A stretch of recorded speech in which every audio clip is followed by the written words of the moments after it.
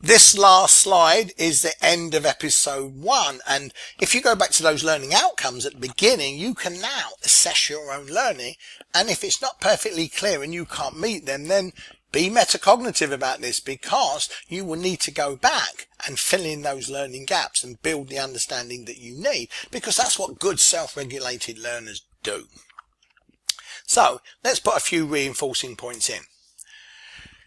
Teaching metacognitive, cognitive motivational strategies. It's all part of good learning, and it should be mutually reinforcing, because the overall aim is to get students to do this stuff so that they develop the capability to be self-regulated lifelong learners.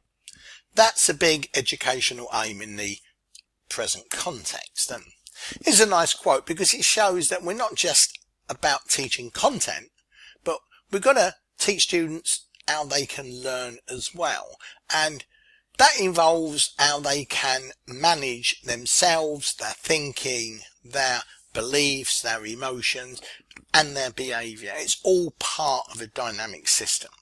So here's a question for you. Does metacognitive competence enhance self-regulation? Well, it should. We'd like to think that if our students are able to spend more time thinking about their thinking, their emotions, their behaviour, that they will be perhaps more productive, better learners, have a better sense of well-being. But it's not an absolute, because it still depends on the personality and where individuals want to go. You could be very metacognitive and end up something like this, that is a chap not looking in great shape. You would say, well, here's a guy who's not self-regulating, but the doctor kind of makes the point here by saying, have you been self-regulating again, in the sense that yes, he's been self-regulating in ways that have made him look a bit of a mess. But if he's not bothered about this and he's really thought about it and thought, well, I just want to look in a mess, I just want to be like that, then he's self-regulating in a way. But that's not what we want our students to do. So let's give you a bit of an advanced organiser for the next episode.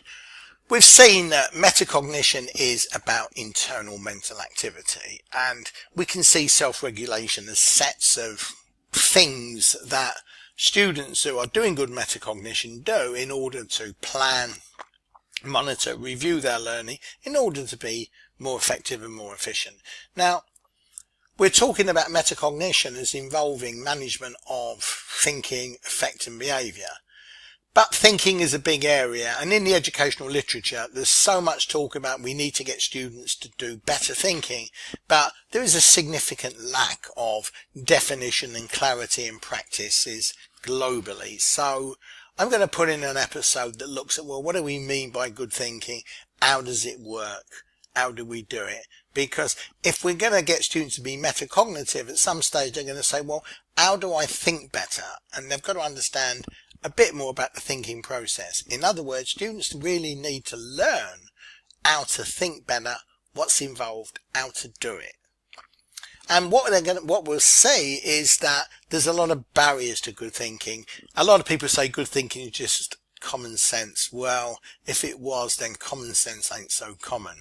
So we're going to look at some of the barriers to good thinking and how metacognition can be used to affect those barriers, to mitigate their negative effects, so that we can over time become better self-regulated learners. So the next episode is about the learning process, how we think, and the key underpinning knowledge that we as teachers must have if we're going to teach metacognition, and also what students need to have at least a basic understanding of, because if they understand how it works and the problems, there's a better chance that they'll be able to manage it. In other words, they'll have better metacognition and better capability for self-regulated learning.